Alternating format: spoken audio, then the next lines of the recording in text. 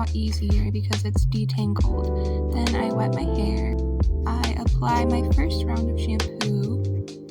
Because we're trying to be conservative with our shampoo, we don't need a lot. We're going to dilute it by adding water to it because the raw shampoo is a little too strong for my hair personally. So I'm going to apply it to my scalp only and not the rest of my hair because I don't need to apply it to the rest of my hair. The shampoo actually runs down, and so I really only need to apply it to my scalp. And I'm going to add a little bit more and dilute it just to get in the back of my hair behind my neck because it's hard for me to reach that place unless I add more shampoo. So as you can see, I'm using the tips of my fingers to scrub in the shampoo. You don't need to scrub roughly. You don't need to use your nails. Try not to scrub roughly because if you do, you'll contribute to hair breakage. Breakage will happen especially if you scrub back and forth. That's why I'm scrubbing in circular motions with the tips of my fingers. So now I'm going to wash the shampoo out with my scalp massager. After our first dose of shampoo, we're going to add a second dose. The second dose, as you can see, should be half the amount of the first dose, and we're also going to dilute it as per usual.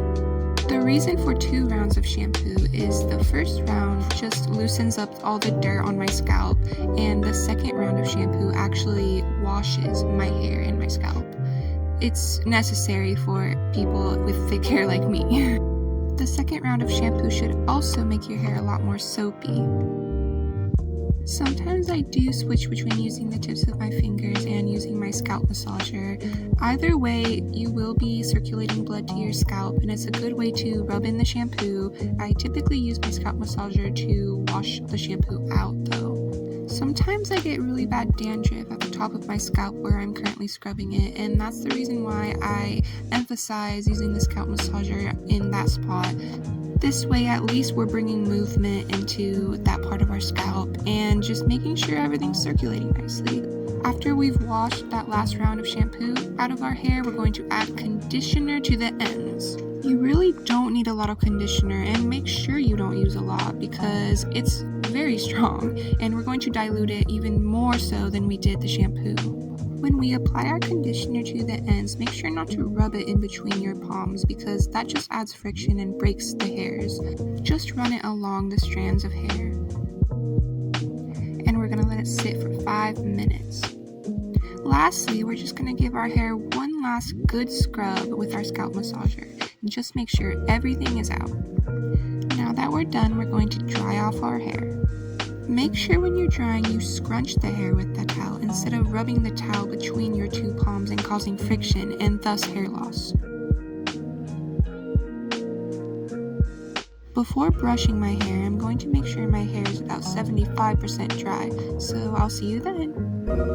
Now that my hair is about 75% dry, or dry for the most part, I'm going to brush it. Please make sure that when you brush your hair, you're starting from the bottom and going up. This is the best way to avoid hair breakage and detangle your hair.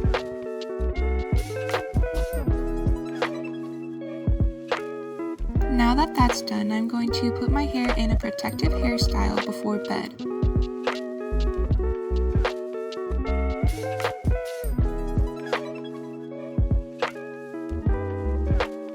I'm also going to use my scalp massager to add more blood flow to my head and loosen up my hair, or else it'll just fall flat.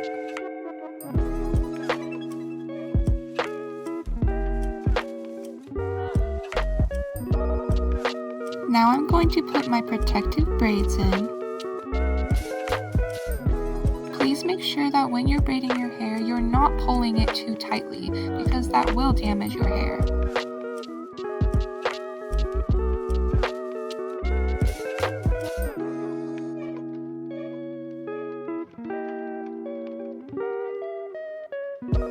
This hairstyle ensures both that my hair will be safe during sleep and wavy in the morning.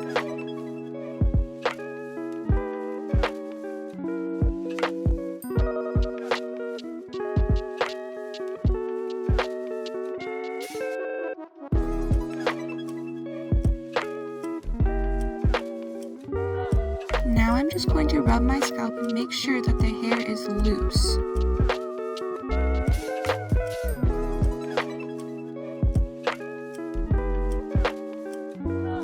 Now I'm done with my protective hairstyle and I'll see you in the morning. It's now morning and I'm going to take my hair out of these braids and show you the results.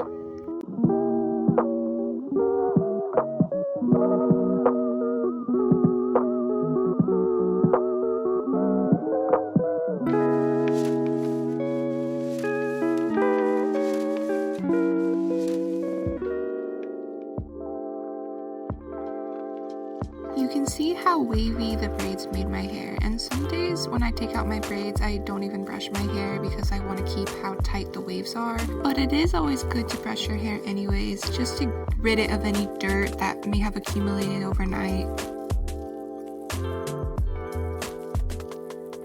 Like I said before, make sure you brush from the bottom to the top.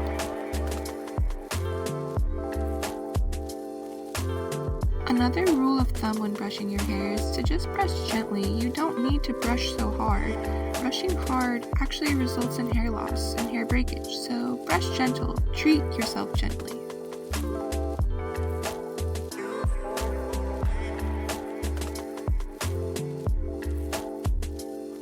Another tip is to wash your hairbrush very often. I usually wash mine about once a week, and that just means cleaning all the hair out, cleaning any gunk that might be in your hairbrush or any fuzz. It's also good to experiment with new hairbrushes and combs, just to see what your hair responds to best. Some hairbrushes tear out my hair, and it doesn't respond very well to that. And I used to use a comb for like 3 years before I found this current hairbrush I'm using that works very well. Now I'm just going to loosen up my hair again.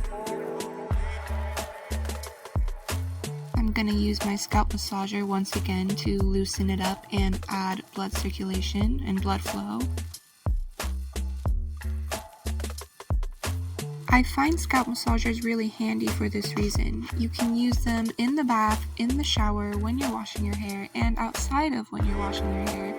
They're also great for people with acrylics or long nails because it protects your nails from getting damaged. And now, because of the protective braids I put in last night, my hair is really wavy. It's a heatless form of styling your hair. I try to avoid putting heat on my hair as much as possible because over time it will damage your hair. These braids are useful because look at the end product.